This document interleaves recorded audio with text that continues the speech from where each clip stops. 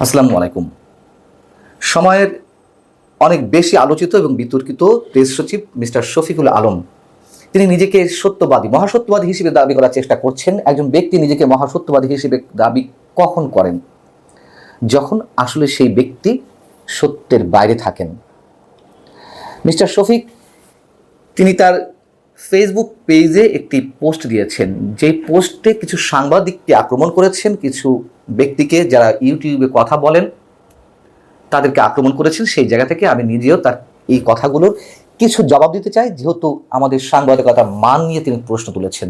তিনি কি বলেছেন আগে সেটুকু একটু আপনাদের জানিয়ে রাখি। তিনি তার ফেসবুক পেজে বলছেন, কিছু ইউটিউবার সিদ্ধান্তে পৌঁছেছেন যে আমি মিথ্যাবাদী। তাদের উৎস ভারতীয় কিছু সংবাদপত্র, আর ওই ভারতীয় সংবাদপত্রগুলোর উৎস কি?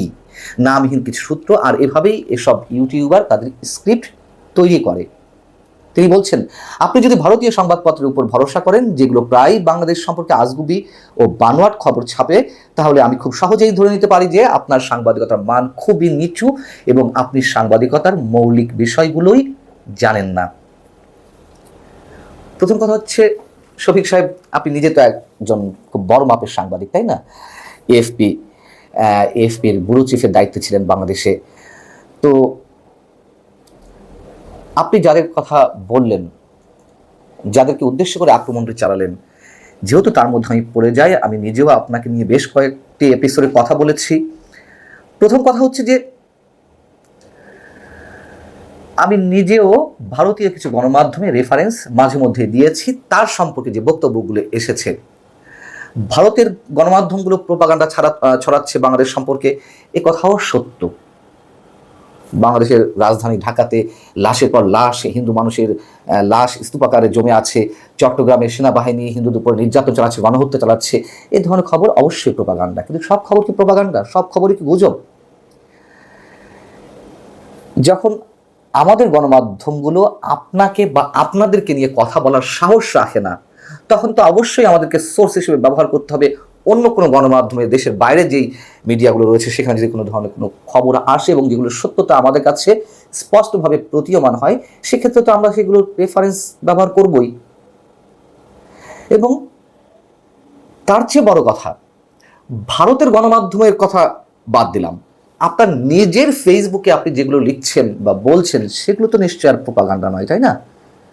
সেইগুলোকে বেস করেই ভারতের বিভিন্ন গণমাধ্যম এর মধ্যে আপনার সম্পর্কে যা বলেছে, আপনার ফেসবুক পেজকে রেফারেন্স হিসেবে নিয়েই ব্যবহার করেছে।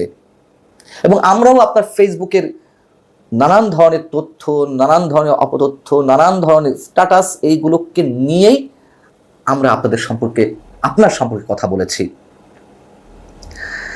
যেমন আপনি নিজে কি কখনো নিজের কর্মকাণ্ড নিয়ে নিজে ভাবার চেষ্টা করেছেন? আপনি কি সব ছড়াচ্ছেন, কি ধরনের কথাবার্তা বলছেন? আপনি যা করেছেন তার কয়েকটা উদাহরণ দিই। সবকিছু বলতে কিন্তু অনেক সময় প্রয়োজন। যেমন বিমস্টেক সম্মেলনের সাইডলাইনের ভারত এবং বাংলাদেশের দুই সরকার প্রধানের যে বৈঠক, সেই বৈঠক সম্পর্কে আপনি যা যা বললেন, জাস্ট একদিন বা দুদিনের মধ্যে সব তো উল্টা প্রমাণিত হয়েছে। আপনি বলেছেন যে শেখ হাসিনা ফিরে আসা বা শেখ হাসিনাকে প্রত্যার্পণের বিষয়ে ভারতের মনোভাব নেতিবাচক ছিল না, তার মানে কি ইতিবাচক? সেই প্রমাণ পাওয়া গেছে। বরঞ্চ শুরু থেকে আমরা বলে আসছি ভারত তার জায়গায় স্ট্যান্ড নিয়ে আছে এবং সেটাই প্রতিমান হয়েছে। ব্যাখ্যার আগে দিয়েছি, নতুন করে দিতে চায় না। আপনি বলেছেন যে প্রধান উপদেষ্টা ডক্টর মোহাম্মদ ইউনূসের প্রতি যে সম্মান জানিয়েছেন এবং ভারতের প্রধানমন্ত্রী নরেন্দ্র মোদী তিনি বলেছেন যে শেখ হাসিনার সময় আপনি অত্যাচারিত হয়েছে, ইত্যাদি ইত্যাদি অনেক কিছু বলে আপনি প্রমাণ করার চেষ্টা করেছেন যে কি অসাধারণ সম্মান প্রদর্শন করা হয়েছে ডক্টর মোহাম্মদ ইউনূসের প্রতি। তার পরবর্তীতে আমরা দেখলাম ট্রান্সশিপমেন্ট বন্ধ হয়ে গেল এবং তার ব্যাখ্যায় ভারতের বিভিন্ন কূটনৈতিক সূত্রের ব্যবহারের মাধ্যমে বিভিন্ন গণমাধ্যমে কি ধরনের খবর এসেছে। ভারতের কথা বাদ দিলাম, বাংলাদেশে যুক্তরাষ্ট্র যখন শুল্ক বাড়িয়ে দিল বাংলাদেশ সহ বিভিন্ন দেশের উপরে, বিভিন্ন দেশ অ্যাপিল করলো, আমাদের পক্ষ থেকে অ্যাপিল করা হলো। কোনো গণমাধ্যম তার সর্বোত্তম চাটুকারিতা থেকে এমন খবর দিল, এমন শিরোনাম করলো যে ডক্টর মোহাম্মদ ইউনূসের চিঠির পরপরই যুক্তরাষ্ট্র তার শুল্ক নীতিতে পরিবর্তন আনলো। এটি আবার আপনার ফেসবুক পেজে শেয়ার করলেন। বিষয়টি কি আসলে তাই? কত মিথ্যা একটা সংবাদ আপনারা প্রচার করেন। শুল্ক নীতি পরিবর্তন করবে, এটি তো অনেক আগে থেকেই ডোনাল্ড ট্রাম্পের ঘোষণা ছিল। আর এইভাবে প্রচার করার চেষ্টা করলেন যে ডক্টর মোহাম্মদ ইউনূসের এক চিঠিতেই যুক্তরাষ্ট্র তার নীতি পরিবর্তন করলো।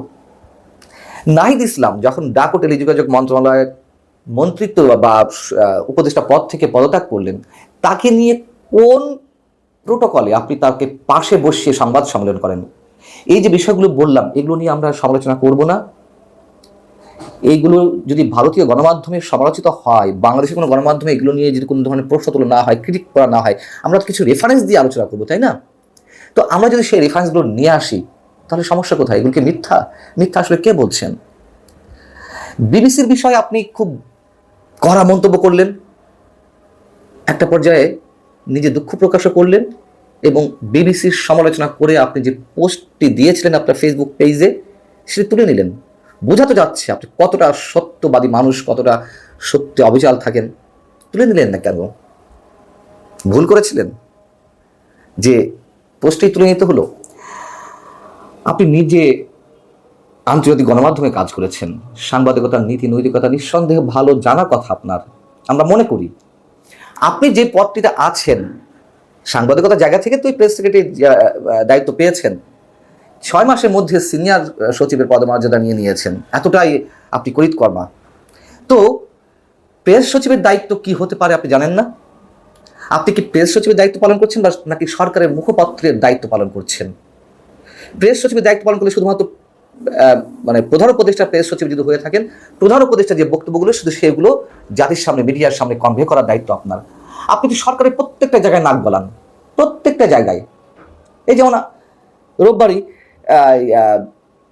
বিডার চেয়ারম্যানের এটি সংবাদ সম্মেলন, যে এই যে বিনিয়োগ সম্মেলন ছিল, তার থেকে কত টাকা বাংলাদেশে বিনিয়োগ আসছে, 3100 কোটি টাকার মতন।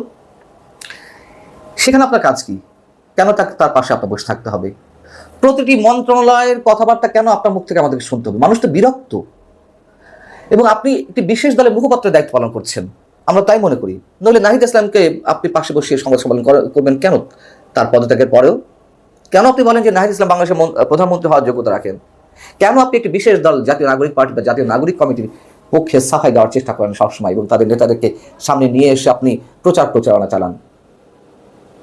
এর আগে আর কোনো প্রেস সচিব, বাংলাদেশের কোনো প্রধানমন্ত্রী কিংবা রাষ্ট্রপতি প্রেস সচিবের এই ধরনের ভূমিকা আমরা দেখিনি। আমরা অনেক সাংবাদিককে দেখেছি যে চাটুকারিতা করতে করতে, তেলের ড্রাম নিয়ে প্রধানমন্ত্রী বা রাষ্ট্রপতিদের তৈল মর্দন করতে করতে তেল শেষ করে দিয়েছেন।